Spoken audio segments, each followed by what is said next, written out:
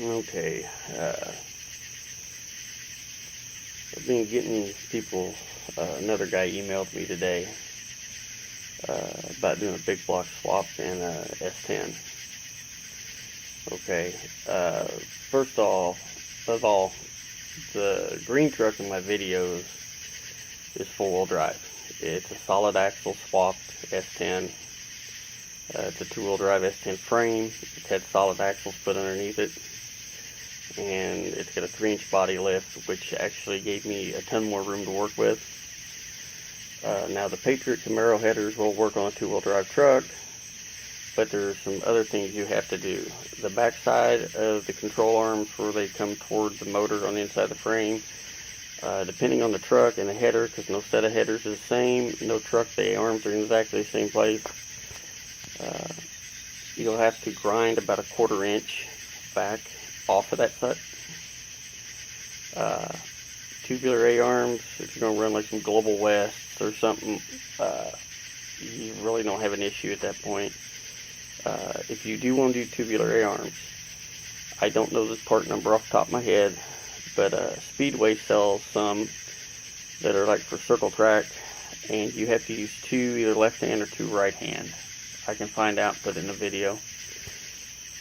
That'll work really well. That's what we use. Another thing I use is Speedway, their aluminum radiators. There are 2 rows of 1-inch tubes. They're like $150. They work really well. As far as electric fans, I don't screw with anything but a spout. Spouts move air that they say they'll move. I got 2 14s cooling at 496, but I've got a big ass Champion 4-core radiator in it, and it's got 4 rows of 5/8 tubes. And I think I'm wanting to save like 2200 CFM or something like that a piece. But the spouts, you can actually rebuild the motors in them.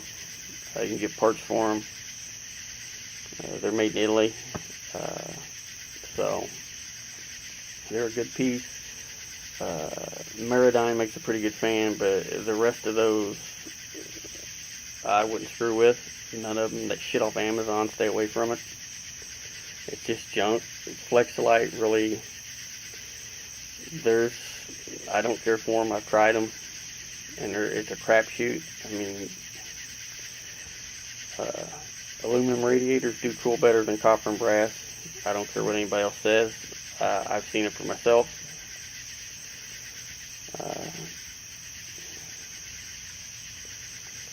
Now on that truck, yeah, I did use a 4-core radiator out of a 71 K10, but again with the body lift, it gave me 3 more inches, and it literally set on the frame in the mounts and just slid in under the core support. I cut the core support out bigger so it fit. It was like a 28 3/8 by I think 18.5 inch core, and then you had the tanks. It was like damn near 32 inches wide. The problem with that truck, I always had trouble with it running hot. It kept wanting to creep to 220 no matter what I did, because you just couldn't get enough airflow through the front of it. You know, you've only got half the radiator in the grill, the other half's down behind the bumper and shit. I drilled holes, cut holes in the bumper. I did everything I could to get it cool. And, you know, a lot of people don't know that the big green lifted truck has been dismantled. We tore it all apart. The engine that was in it's on a stand. The body is on my son's truck with a small block in it.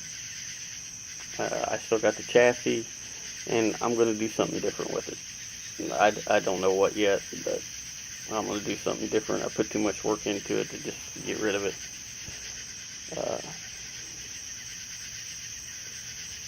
Now on the GMC, the green and silver one, 93 GMC 1500. I don't know what the damn thing weighs. I know it's probably like 5,000 pounds or something.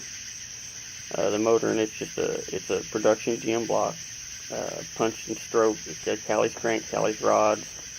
It's got Molly pistons, total steel rings. It's got a set of 820 casting heads. It's had a shitload of work done to them and been milled. I think we took 10 thousandths off of them. large valves. It's got an insane custom grind Howard's hydraulic roller in it. 622 lift. I want to say 296 intake duration, 314 exhaust duration on a 107 lobe center. Of course, the Edelbrock tunnel ram. Right now it's got two 600 double pumpers sitting on top of it. It's all MSD ignition. I had a Street Fire box on it, but I took it off, put my 6AL on it to get a Street Fire to my son. Just got heading in the regular cheap ass headers under it. 3-inch exhaust with Flowmasters turned down at the rear end. The transmission's a TCI Street Fighter with a 3000 TCI converter. Rear end's a 10 bolt. I just put a set of 410s in it and a Yukon mini spool and a set of 30 spline Mosher axles. The stock axles, I could just see me snapping one. It does have a set of drag radials on it now, 275 50/15 on an 8-inch wheel. I'm going to go to a 10-inch wheel and go with a bigger tire.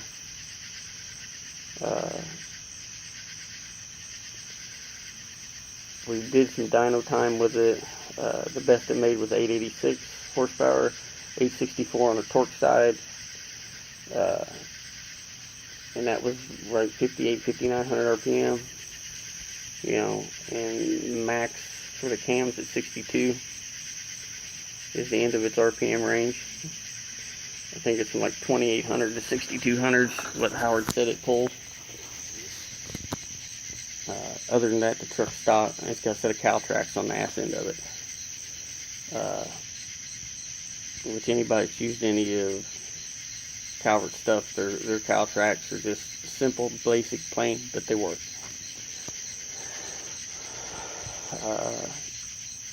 But right now my main focus is my wife's 69 El Camino SS. I think I put a video up of it a while back. Bought the car's set for 9 years. It's got a 468 in it. The motor, the engine was built to go on a 2-wheel drive pulling truck. It has got a set of massive ass Dart square port heads on it. They're huge. It's got one hell of a bottom end in it. I'd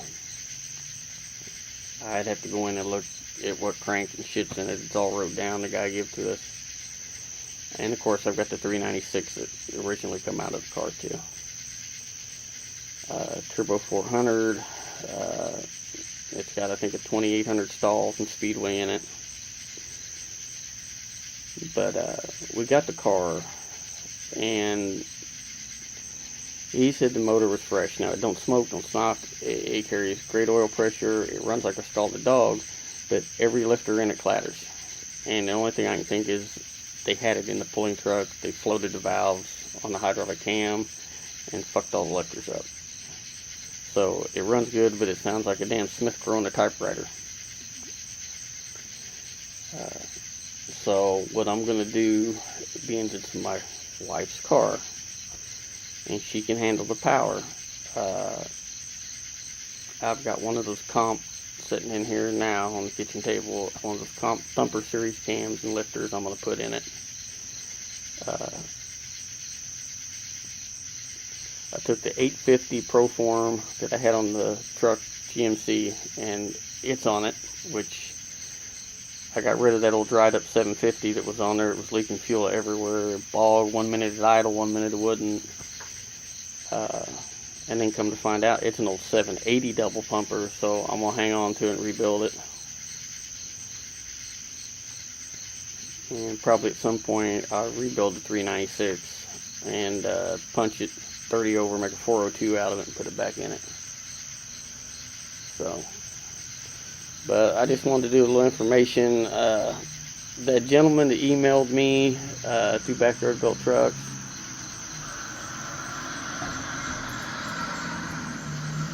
and it was one of my neighbors, lowrider guys, tuner guys, man, they got some crap. Anything else, dude, just email me, and I'm going to try to get some pictures pulled off my laptop. to show you exactly how the headers work. I made my own collectors, which are like at about like a 35-degree angle to shoot the exhaust straight back on the truck. I don't know what you're planning on doing, but if you need to get the gas tank out from underneath the truck, put a fuel cell in the bed, it'll give you a whole lot more room for exhaust, especially running a big block. You don't want to put like 2 1/4 on a damn big block. It's really easy to do. The biggest issue is the steering shaft. Move it 1.5 inches to the driver's side at the firewall. You won't notice it inside the car, inside the truck. You know, it'll be a little angle, but you won't even notice it. Like I said, I'll get some pictures or whatever, or maybe make a flip book video of all the pictures and post up here.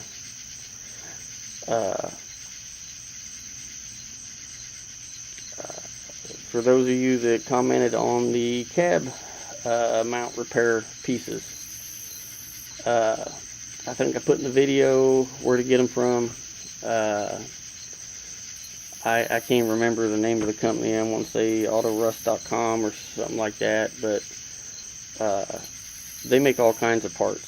So if just not for S10s, I mean, they make all kinds of rust repair parts. You know, frame rails for old 68 Galaxy 500 or whatever, and anything you need, tell them what it is and they can custom make it for you. It's a really cool group of guys that does all that crap up there. It's just a small shop, but you know, when it's a hard to find part, they're the guys to go to.